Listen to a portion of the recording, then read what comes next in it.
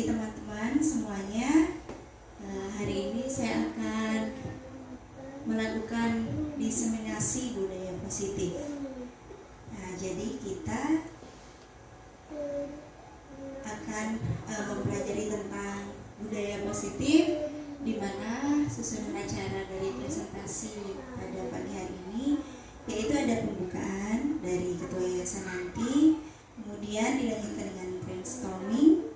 Selanjutnya ada pemaparan tentang budaya positif dan kita akan lakukan diskusi.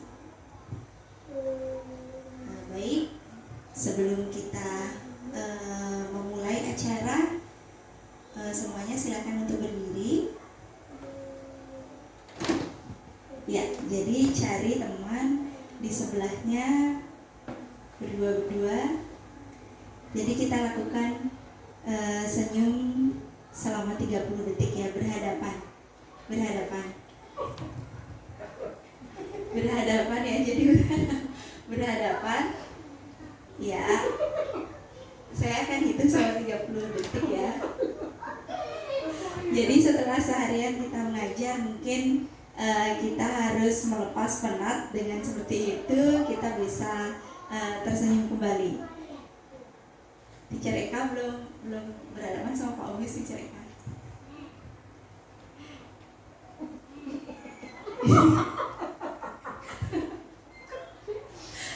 iya. Ya, saya kira sudah 30 detik ya. Ya, sudah ada senyum. Terima kasih. Silakan kembali lagi. Oke. Nah, sekarang kita lanjutkan pembukaan dari Bapak Ketua Yayasan. Silakan Bapak.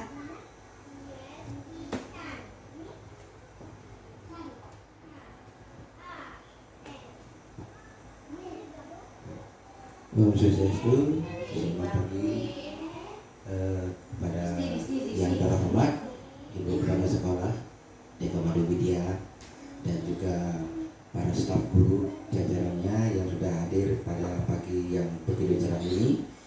Jadi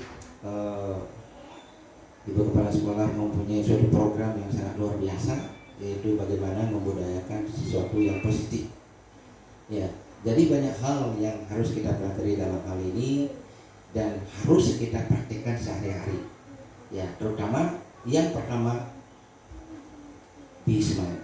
Ya, jadi belajar senyum kepada siapapun saja.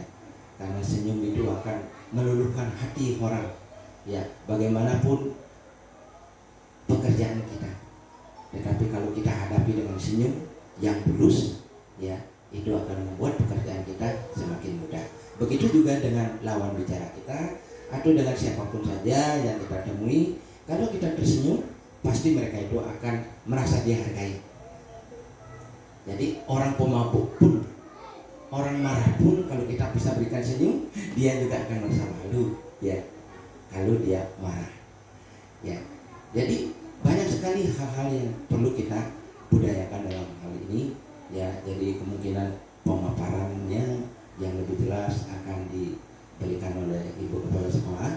Ya, jadi untuk itu, jadi saya pribadi sebagai Ketua Yayasan Madu Widya berterima kasih banyak ya atas program yang sangat positif ini, yang bisa memberikan suatu budaya yang berkelangsungan sehingga bisa kita pelihara ya selama-lamanya, yang akan membuat bangsa kita menjadi bangsa yang beradab. Jadi sekian saja sambutan dari saya. Semoga acara tentang budaya positif ini akan berlangsung dengan lancar. Baiklah, saya duduk dengan para musati. Om Sati Sati Sati Om. Ya, waktu kami kembalikan. Ya, terima kasih untuk Bapak Ketua Yayasan yang telah membuka acara pada pagi hari ini. Jadi yang pertama, sebelum kita memulai forum diseminasi ini, marilah kita membuat kesepakatan kelas atau kesepakatan forum yang pertama kali. Jadi saya akan memberikan kesepakatan pemantik, yaitu yang pertama kesepakatannya adalah menghargai siapapun. Jadi nanti yang berpendapat atau memberikan tanggapan, mungkin kita harus harus menghargai tanggapan itu sendiri. Baiklah, mungkin yang kedua apa tanggapan kesepakatan yang kedua mungkin menghargai pekerjaan apapun yang sudah dilakukan oleh teman-teman lain atau siapapun saja di lingkungan kita. Oke, jadi menghargai pekerjaan ya atau karya, menghargai karya atau pekerjaan. Kemudian ada yang lain lagi mungkin?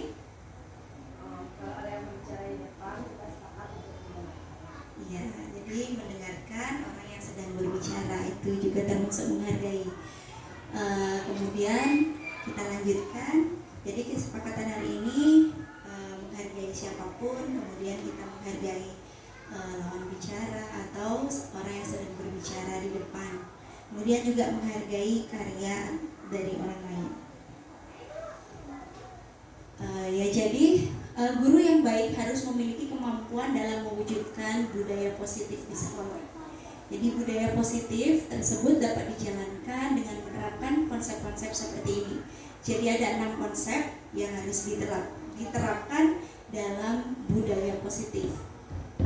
Yang pertama adalah disiplin positif, yang kedua motivasi perilaku manusia, yang ketiga keyakinan sekolah atau kelas, kebutuhan dasar manusia, posisi kontrol restitusi, dan yang terakhir adalah segitiga restitusi. Yang pertama, apa itu disiplin positif? Mungkin teman-teman ada yang bisa memberikan sedikit pengertian dari disiplin positif. Ya, silakan Pak. Jadi menurut pengertian saya, disiplin itu sebenarnya sudah positif sekali ya. Ya. Tetapi dalam hal ini disiplin dengan waktu yang bisa memberikan suatu faedah ya, yang positif atau mempermudah standar kehidupan kita ya, itu bisa dikatakan disiplin positif. Jadi disiplin dengan waktu, disiplin dengan tempat, disiplin dengan pekerjaan dan aturan. Terima kasih. Ya, terima kasih Bapak. Jadi disiplin yang tadi Bapak memberikan tanggapan yaitu disiplin tentang segala hal yang kita lakukan, seperti itu ya Bapak. Ya, baiklah. Jadi disiplin positif itu adalah suatu cara penerapan positif yang mengajarkan anak untuk bertanggung jawab dan menumbuhkan kesadaran dirinya. Ya, jadi berdasarkan kesadaran dirinya itu yang didasarkan pada nilai-nilai kebajikan. Di sini harapannya, jika anak itu sudah memiliki disiplin positif, anak akan dapat mengontrol perilaku atau apa yang akan mereka lakukan. Jadi disiplin positif ini lebih ke arah disiplin diri yang dapat mengontrol diri dalam melakukan suatu tindakan. Jadi anak-anak itu tahu apa yang dia lakukan. Itu berdasarkan dari kesadaran diri mereka sendiri, tidak dari eksternal atau luar. Kemudian disiplin diri itu adalah disiplin yang dapat membuat anak atau murid itu memahami dan menyadari berdasarkan motivasi internal. Jadi dia itu melakukan sesuatu tuh bukan dari paksaan dari luar atau berdasarkan pujian atau dia ingin sesuatu, tapi dia melakukan sesuatu dengan kesadaran dirinya. Contoh, anak itu sadar kalau sekolah tuh dia mau ngapain, seperti itu ya. Itu salah satu dari disiplin diri atau disiplin positif. Ya, jadi disiplin positif itu didasarkan pada nilai-nilai kebajikan.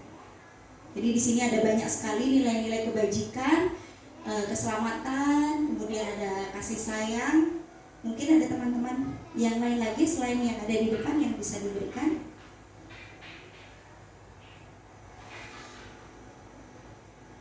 Ada yang bisa memberikan contoh selain nilai-nilai kebajikan yang ada di depan, komitmen, percaya diri, keamanan, tepat waktu.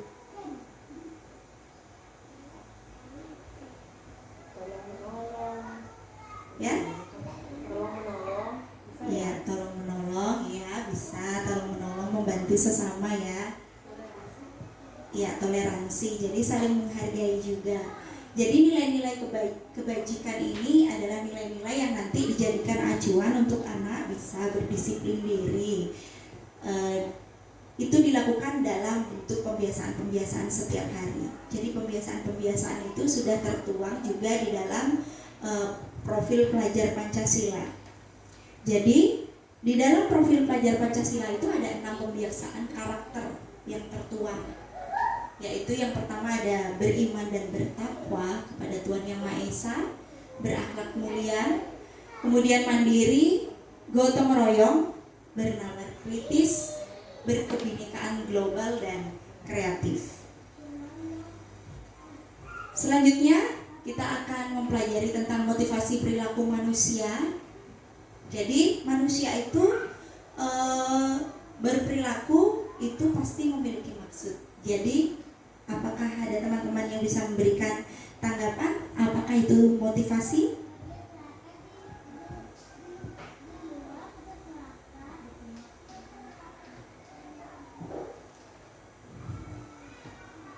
Mungkin ada yang bisa memberikan membantu saya mengartikan tentang motivasi.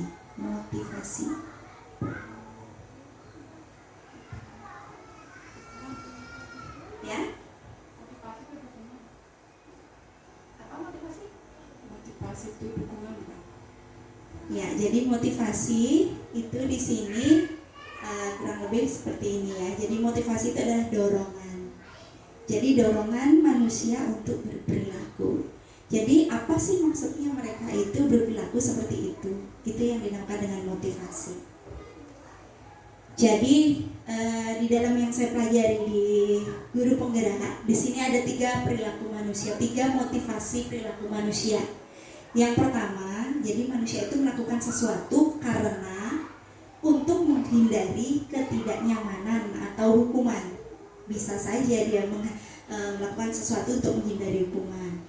Kemudian yang kedua, jadi motivasi anak melakukan sesuatu bisa saja karena ingin mendapatkan imbalan atau penghargaan dari gurunya terutama atau orang tua di rumah.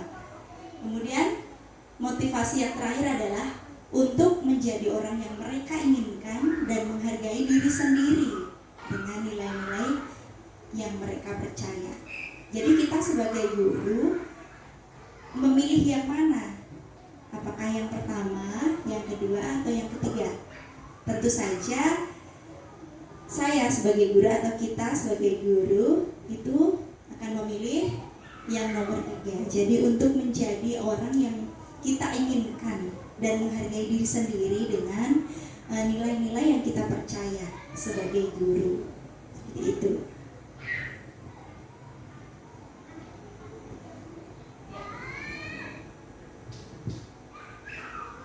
Jadi setelah motivasi yang muncul dalam diri itu akan memberikan kita nilai bahwa guru itu memiliki tugas yang sangat penting di dalam kelas. Kemudian dalam pengelolaan kelas, jadi guru berperan dalam mewujudkan terbentuknya keyakinan sekolah atau kelas dengan adanya kesepakatan guru dan murid. Di sini keyakinan kelas atau keyakinan sekolah itu siapa yang membuat, teman-teman? Guru dan muridnya. Iya, guru dan murid. Guru saja. Guru saja. Guru sama pemimpinnya. Guru dan pemimpin. Iya, saya guru kepala sekolah maksudnya. Iya.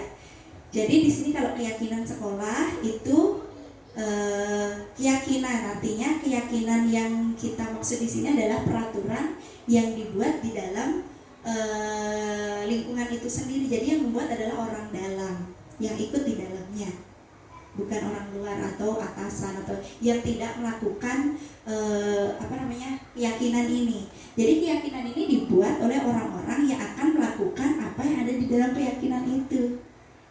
Kalau orang lain yang membuatkan, mereka saya yakin tidak akan mereka mau melakukan gitu. Jadi keyakinan kelas atau keyakinan sekolah itu dibuat oleh, pokoknya keyakinan kelas itu antara guru dan murid. Kalau keyakinan sekolah itu melibatkan kepala sekolah, kemudian ada guru juga. Jadi guru berperan dalam mewujudkan terbentuknya keyakinan sekolah atau kelas dengan adanya kesepakatan antara guru dan murid. Nah, di sini sudah dijelaskan. Lalu apa sih perbedaannya peraturan kelas dan keyakinan kelas? Biasanya peraturan kelas itu dibuat oleh satu orang yang tidak tidak terlibat di dalamnya. Kalau keyakinan kelas itu dibuat oleh orang di mana mereka adalah bagian dari lingkungan tersebut. Jadi kalau kita buat keyakinan kelas, tolong libatkan anak-anak. Kita mengambil keyakinan kelas itu dari pemikiran mereka, seperti itu. Nanti kalau kita ambil dari pemikiran mereka, mereka akan otomatis mengikuti, gitu.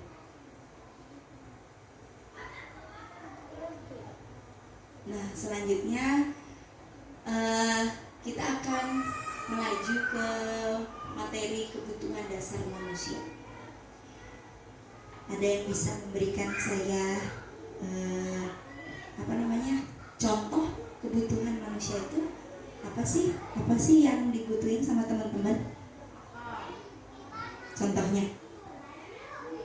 Manusia butuh makan. Ya benar, manusia butuh makan. Benar sekali. Kemudian ada yang lain lagi?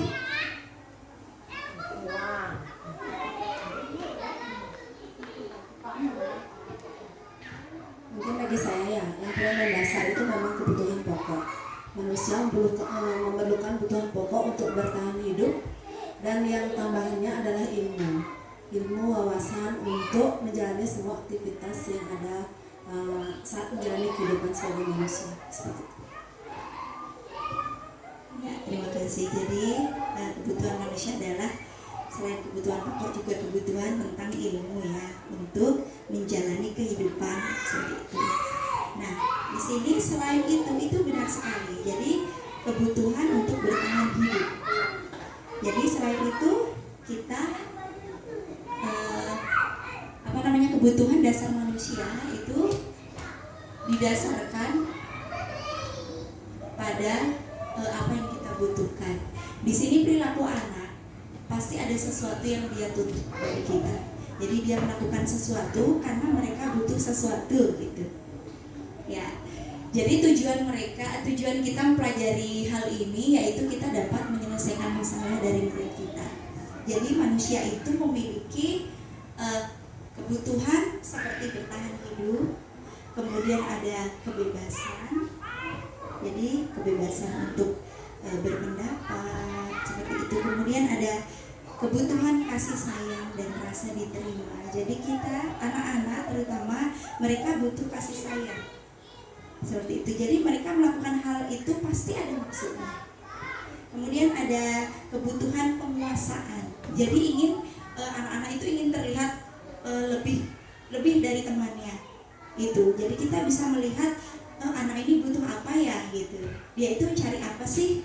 Apakah dia ingin kasih sayang atau kebebasan atau kalau anak-anak umpamanya ibu-ibu sedang ngajar di kelas. Jadi anak-anak ada yang tiduran, ada yang lain-lain.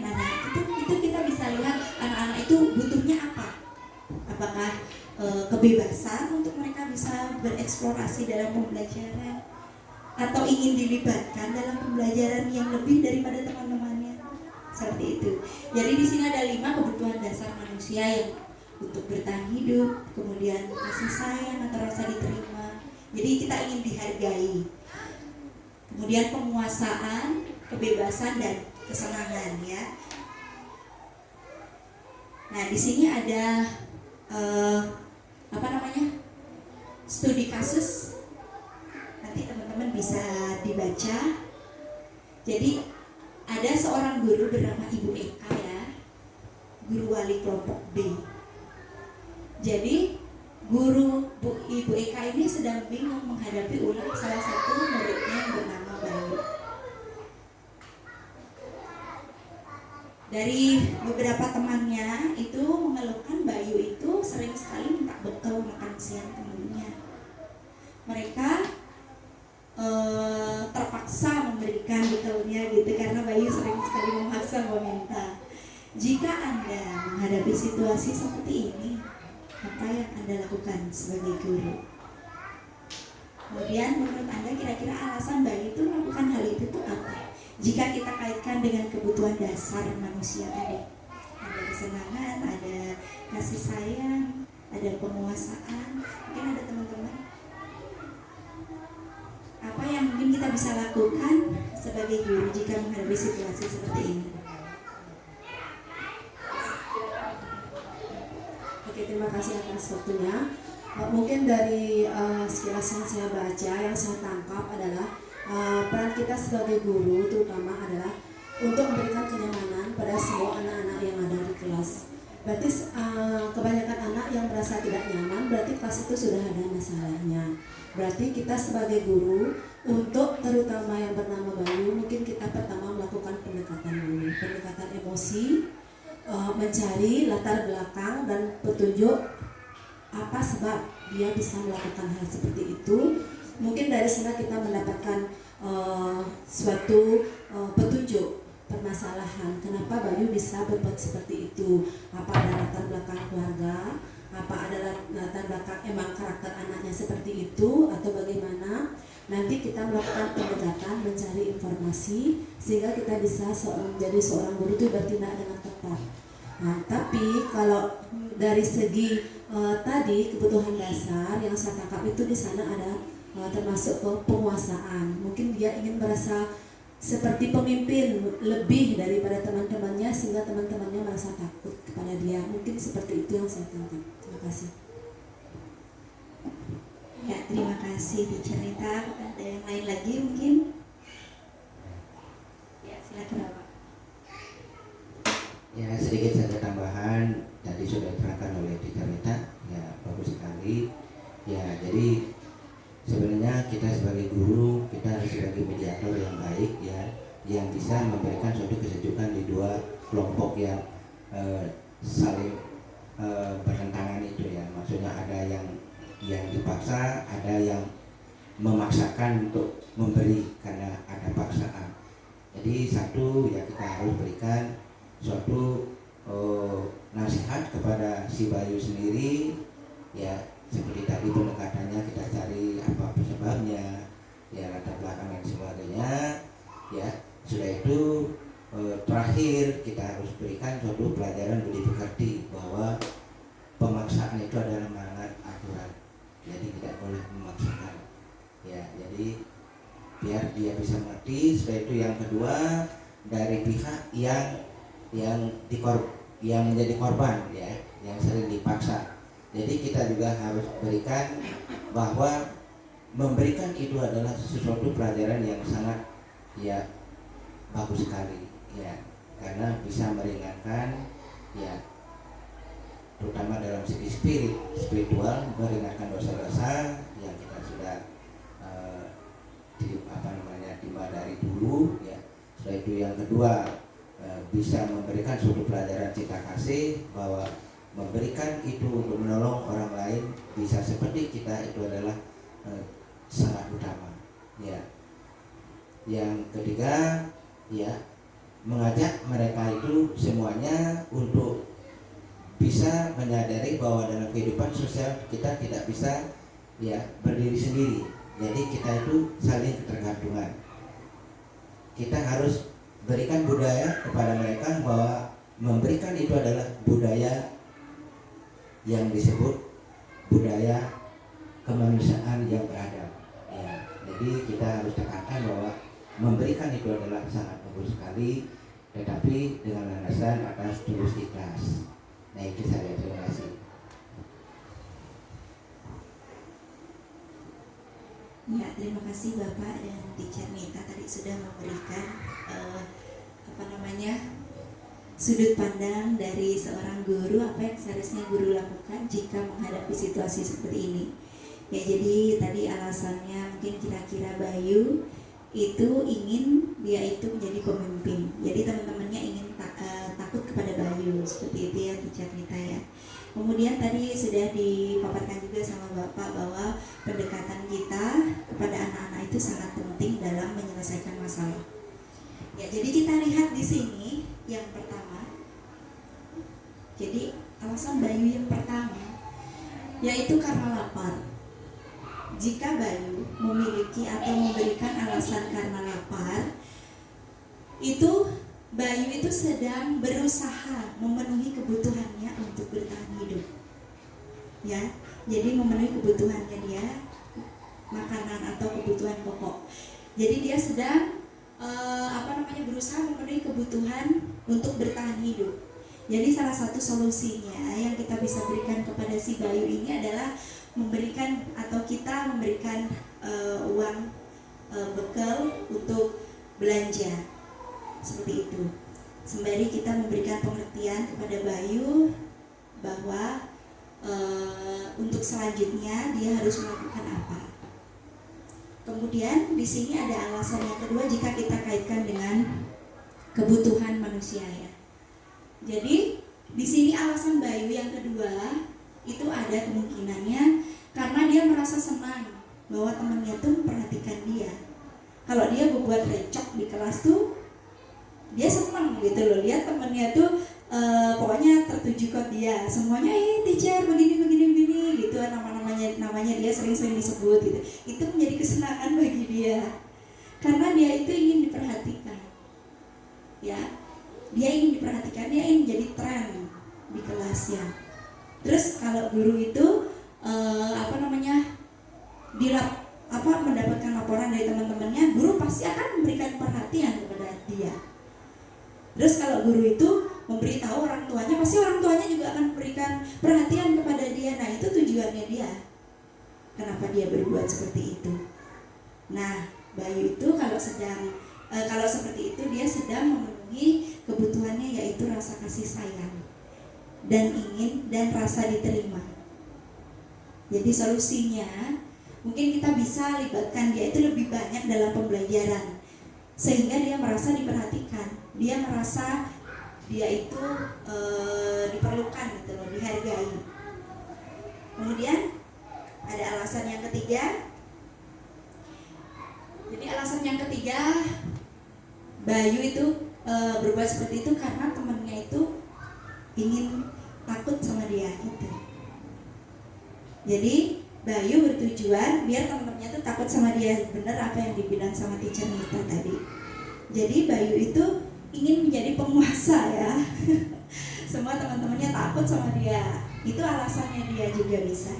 Nah, dia itu sedang memenuhi kebutuhannya dalam penguasaan. Seperti itu. Tadi sudah ada dalam kebutuhan untuk bertahan hidup ada, kemudian rasa kasih sayang ada, dan sekarang dia ingin memenuhi kebutuhan dalam kekuasaan atau penguasaan. Jadi solusinya salah satunya adalah jadikan dia pengurus kelas. Dia memiliki kontrol kepada teman-temannya. Nah, seperti itu jika ingin membuat anak atau bayi itu terpenuhi kebutuhannya. Kemudian selanjutnya alasan Bayu yang keempat, yaitu karena bisa saja dia itu bosan dengan bekal yang diberikan oleh ibunya setiap hari. Bekalnya begitu aja, temanya begitu aja gitu, bekalnya. Jadi Bayu itu sangat bosan sehingga dia ingin mencoba makanan temannya yang beragam. Makanya dia paksa temannya untuk ngasih dia. Nah, dia itu sedang memenuhi kebutuhannya dalam hal kebebasan. Jadi tidak dikasih dia kesempatan sama ibunya untuk menentukan menu, ibunya yang ngasih terus dikasih menunya seperti ini gitu. Jadi dia bosan, dia ingin menu yang lain, dia ingin bebas untuk menentukan menunya. Jadi bu guru bisa tahu apa yang seharusnya, apa yang selanjutnya menjadi solusi untuk masalah Bayu jika dia ingin memenuhi kebutuhannya akan kebebasan. Ya, seperti itu. Mungkin sekarang kita mau ice breaking dulu sebentar. Silakan berdiri Ibu dan Bapak. Oke, ice breaking selanjutnya. Jadi ada permainan seperti ini. Tangan temannya silakan didekatkan. Ini, ya, seperti itu. Atau berhadapan karena berdua-dua berhadapan. satu begini, yang satu begini. Oh, Ya. Oke. perhatian. Ya. Nanti jika saya bilang hijau, itu temennya yang sebelah utara menangkap temannya yang sebelah selatan ya, tangannya. Kemudian jika bilang hitam, silakan tangkap tangan temannya yang sebelah utara. Oke. Hitam, hijau. Ya. Hijau.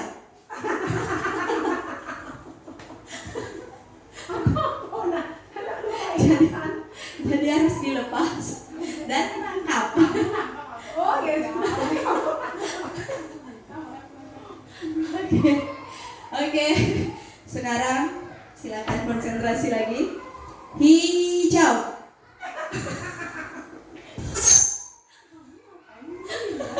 Ini mantap. Oke, sekali lagi. Hitam.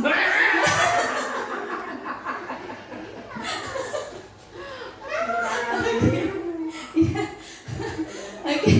Oke. Sudah senyum ya kira-kira. Sekali lagi ya. Hitam. Oke, terima kasih. Ya. Oke, ya terima kasih. Oke, ya kita lanjutkan. Tadi kita sudah mempelajari tentang kebutuhan dasar dari manusia. Gimana ibu-ibu, kira-kira sudah ada bayangan belum untuk menangani murid yang ada di kelas? Jadi kita melihat kebutuhan apa yang berusaha mereka penuhi, ibu-ibu. Mungkin Teacher Eka ada yang muridnya ada yang susah ditangani, mungkin bisa ditelusuri dengan melihat kebutuhan anak itu yang ingin dipenuhi. Ya.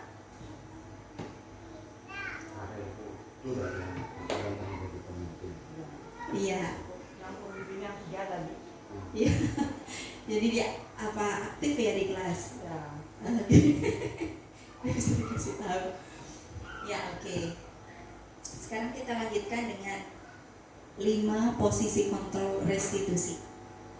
Ibu-ibu tahu nggak maksudnya dari kontrol itu apa? Kontrol.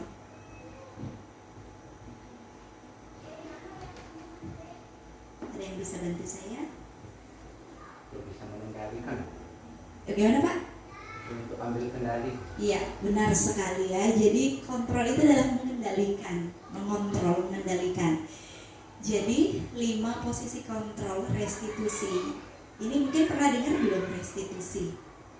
Ya, mungkin ini bahasa baru ya untuk teman-teman. Jadi 5 posisi kontrol itu adalah 5 posisi guru di dalam menghadapi anak. Jadi guru ini di sini bisa sebagai penghukum, kemudian bisa juga menjadi pembuat rasa bersalah. Guru itu bisa menjadi teman, guru bisa menjadi pemantau, dan guru di sini bisa menjadi manajer. Jadi ada 5 posisi kontrol guru di dalam kelas dalam menyelesaikan masalah.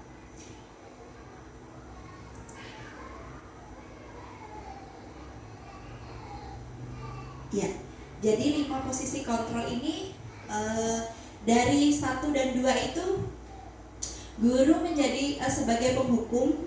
Saya kira teman-teman sudah tahu ya, jika guru itu langsung menghukum anaknya kalau berbuat salah, dia tidak mau menerima alasan apapun. Contoh, anak itu datang terlambat ke sekolah dan dia memakai sepatu yang salah lagi. Nah, gurunya itu nggak mau tahu, dia nggak mau alasan anaknya, nggak mau dengerin, langsung dia dihukum. Tidak pakai sepatu, kamu tidak boleh pakai sepatu seharian di kelas. Nah, seperti itu. Jadi itu guru sebagai penghukum. Kemudian guru pembuat rasa bersalah. Jadi dia itu memberikan memberikan pengertian kepada anaknya sampai anak itu merasa bahwa dirinya bersalah. Itu guru sebagai pembuat rasa bersalah. Kemudian kalau guru sebagai teman itu lebih banyak memberikan bahasa-bahasa yang lebih komunikatif. Jadi anak itu merasa nyaman dengan dia, ayolah bantu ibu guru dong. Itu kalau guru sebagai teman. Kemudian kalau guru sebagai pemantau, jadi guru itu punya checklist, selalu memantau muridnya, diberikan diberikan centang-centang gitu ya. Nah, ini posisi yang paling tinggi itu adalah guru sebagai manajer. Jadi manajer itu bisa mencakup sebagai teman, ada di dalamnya juga, kemudian di dalamnya juga ada pemantau. Jadi dipantau setelah dia menyelesaikan masalah itu, guru akan memantau dia. Itu tugas guru sebagai manajer. Jadi dari 5 posisi kontrol restitusi, yang nomor 1 dan nomor 2 itu akan menghasilkan produk atau murid yang nantinya akan bisa gagal di masa depan. Karena guru itu terus memberikan pengertian atau nggak mau nggak mau menerima alasan dia, nggak boleh dia bersuara kalau guru sebagai penghukum. Kemudian kalau membuat rasa bersalah itu terus muridnya merasa jadi bersalah. Seperti itu. Jadi sebaiknya kita sebagai guru itu paling tidak kita bisa menjadi teman. Jadi kalau di kelompok PAUD itu kebanyakan kita menjadi sebagai apa, Ibu? Sebagai teman. Ya, lebih banyak kita menjadi sebagai teman ya. Ada teman-teman di sini yang masih menjadi penghukum? Kadang-kadang. Lihat situasi dan kondisi ya. Ya, tahu juga. Ya, jadi pemantau itu terus dilakukan ya. Jadi berkesinambungan jika menjadi kontrol pemantau.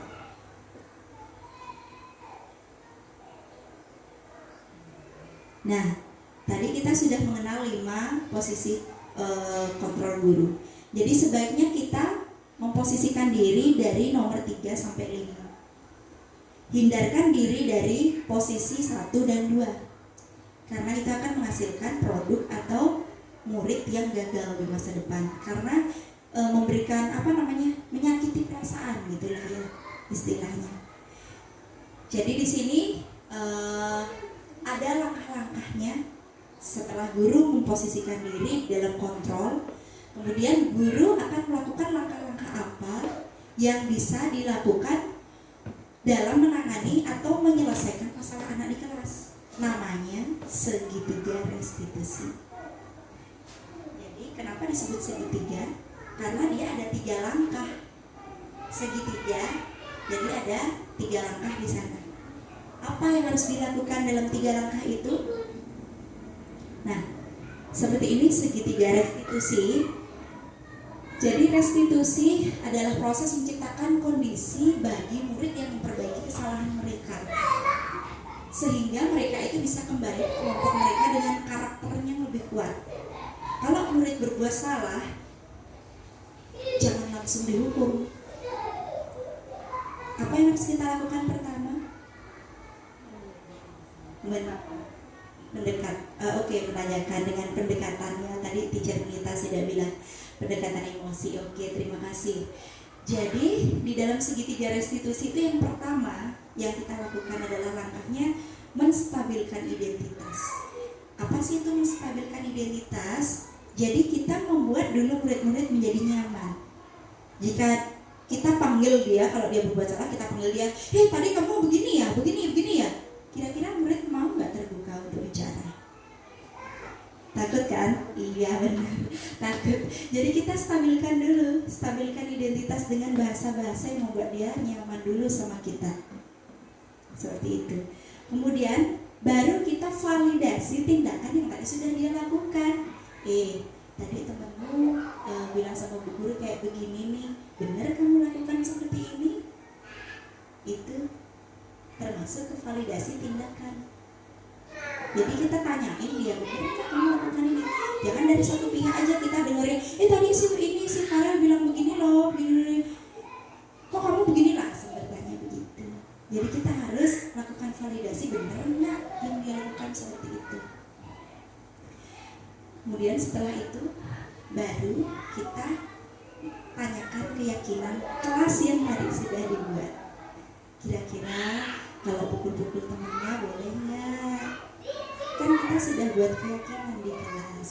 Apa contohnya? Kan harus saling sayang. Jadi diingatkan lagi keyakinan kelas yang sudah dibuat tadi. Ya, ini menstabilkan identitas ya. Pertama, itu berdasarkan prinsip membuat kesalahan adalah bagian dari pembelajaran. Jadi bukan ibu saja, jadi bukan kamu saja loh yang pernah berbuat salah, ibu juga pernah kok berbuat salah. Nah itu bahasanya. Kemudian menstabilkan identitas ini bisa menggeser identitas gagal ke identitas yang sukses. Jadi anak itu tidak dijudge langsung, gitu. Kemudian divalidasi tindakan yang salah. Berdasarkan prinsip yang sudah kita pelajari, jadi setiap perilaku itu ada maksud gitu, ada motivasi gitu di dalamnya. Kenapa sih anak bisa berbuat gitu? Itu yang harus kita gali, itu yang harus kita tahu. Pada saat kita memvalidasi tindakan murid. Jadi guru itu akan lebih aktif untuk menanyakan atau mencari informasi dan mengenali kebutuhan murid sehingga bisa memperbaiki hubungannya dengan murid gitu. Kemudian di segitiga yang terakhir yaitu ada menanyakan keyakinan. Di sini murid akan diberikan pertanyaan-pertanyaan bermakna untuk memotivasi mereka dari dalam diri. Jadi segitiga restitusi ini digunakan untuk kita membantu murid dalam menyelesaikan masalah sesuai dengan keyakinan kelas yang sudah mereka buat sendiri. Kalau dia berbuat salah, kita bantu dia untuk menyelesaikan masalahnya dengan ide atau gagasan dari dia sendiri gitu. Ya, jadi kalau kalian berbuat ini sebaiknya ngapain? Apa yang harus kita lakukan kalau kita sudah berbuat salah seperti ini? Minta maaf Bu Guru, ya itu kan sudah membangunkan. Jadi pikiran mereka tuh apa sih yang harus kita lakukan kalau kita berbuat kayak gini? Itu kita yang membantu mereka untuk menemukan itu. Jadi mampu mengaitkan keyakinan dengan tindakan yang salah. Tadi keyakinan yang sudah kita buat di kelas, jadi otomatis dia akan mengikuti tindakan atau keyakinan yang sudah kita buat di kelas. Nggak perlu capek-capek kita teriak-teriak atau kasih tahu gitu. Otomatis itu akan anak itu kesana pikirannya. Karena seringkali kita ingatkan tentang keyakinan kelas. Ya, kita review lagi sekali lagi. Jadi guru yang baik harus memiliki kemampuan dalam mewujudkan budaya positif di sekolah. Budaya positif tersebut dapat diterapkan dalam konsep-konsep tadi kita sudah pelajari, yaitu ada disiplin positif. Terus yang kedua ada motivasi perilaku manusia. Jadi kita harus mengetahui motivasi dia itu melakukan kayak gini itu apa? Apakah dia mau terhindar dari hukuman, atau dia itu ingin pujian, atau dia melakukan itu karena dia ingin memberikan nilai kepada dirinya. Jadi kita sebagai guru juga bisa memberikan motivasi kepada diri kita ini. Yang mana yang mau kita pilih sebagai guru. Seperti itu. Kemudian keyakinan kelas atau keyakinan sekolah, saya yakin teman-teman sudah membuatnya ya. Dan sekarang kita bisa lagi lebih tingkatkan lagi untuk pembuatan keyakinan di kelas, lebih memberikan anak-anak untuk berpikir atau menemukan keyakinan-keyakinan apa lagi yang bisa kita munculkan di kelas dan akan diikuti oleh murid-murid yang lain. Kemudian kita mempelajari kebutuhan dasar manusia, ada 5 ya: bertahan hidup, kemudian ada rasa nyaman, kasih sayang, ada apa lagi ibu-ibu? Kebutuhan dasar tadi ada apa lagi? Kebebasan, kemudian ya penguasaan, satu lagi kasih sayang ya, kesenangan juga. Jadi ada 5: kesenangan, kebebasan, kasih sayang, penguasaan, dan bertahan hidup. Kemudian ada kita posisi kontrol restitusi. Jadi guru mau menempatkan dirinya di posisi yang mana? Ya, sebagai teman, sebagai pemantau, apalagi satu? Manajer, ya, sebagai manajer. Jadi nomor 1 dan 2 itu sebaiknya kita hindari sebagai guru ya, penghukum dan pembuat rasa bersalah. Kemudian yang terakhir ada segitiga restitusi. Jadi nanti bisa teman-teman aplikasikan di dalam kelas ya, segitiga restitusi ini. Jadi itu secara tidak langsung membuat ikatan kepada anak-anak, guru dengan anak-anak, sehingga mereka itu lebih terbuka kepada kita. Apa yang mereka mau, apa yang mereka inginkan, guru tuh tahu.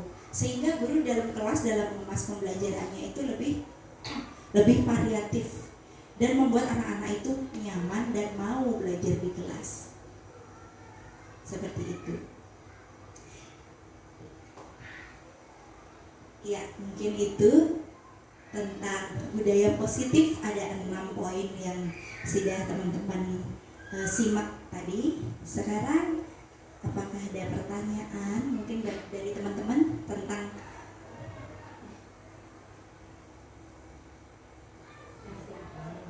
ya, silakan. Mungkin sedikit saya mungkin tadi sudah sedikit paham sih dengan materi yang tadi. Terima kasih memberikan pemaparan untuk kami untuk disiplin positifnya. Tapi yang ingin saya tanyakan di sini adalah mungkin tambahan sedikit ya, agak masih bingung apa itu salah satu contoh kalimat motivasi positif untuk anak-anak, terutama anak-anak KB ya, anak-anak KB yang bisa untuk membangun mereka untuk bisa mau berkreasi dan memberikan kedepannya dukungan positif untuk mereka. Itu yang pertama. Yang kedua, kalau keyakinan kelas itu apa sama dengan kesepakatan kelas seperti itu, seperti dalam istilah umumnya apa namanya, kata tertib kelas seperti itu yang kita buat kesepakatannya kita pelajari waktu ini kan kesepakatan kelas apa sama dengan keyakinan kelas. Mungkin itu. Terima kasih. Ya, terima kasih Teacher Nita. Jadi pertanyaannya sangat bagus sekali. Saya ingin memberikan jawaban untuk yang kedua dulu. Jadi keyakinan kelas itu apakah sama sih dengan kesepakatan kelas? Jawabannya adalah iya. Jadi kesepakatan kelas itu sama dengan keyakinan kelas. Jadi dibuat berdasarkan dengan kesepakatan bersama. Sama seperti kita membuat kesepakatan sekolah. Siapa saja yang terlibat di dalam itu yang membuat, bukan orang lain. Itu intinya. Jadi kita sepakati bersama, dari kita, oleh kita, untuk kita. Itu istilahnya. Kemudian yang pertanyaan yang pertama tadi tentang kalimat positif mungkin yang bisa diberikan kepada anak-anak KB ya. Contohnya seperti ini. Ngapain kita di sini?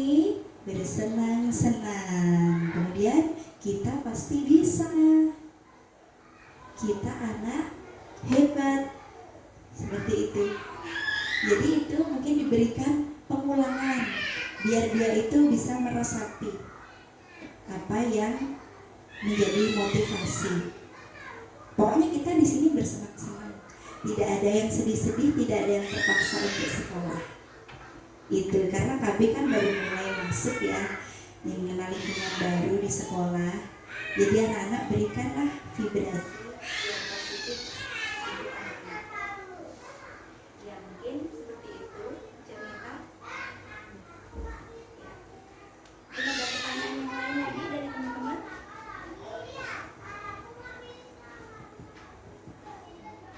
Ada pertanyaan? Tidak ada? Oke. Ya,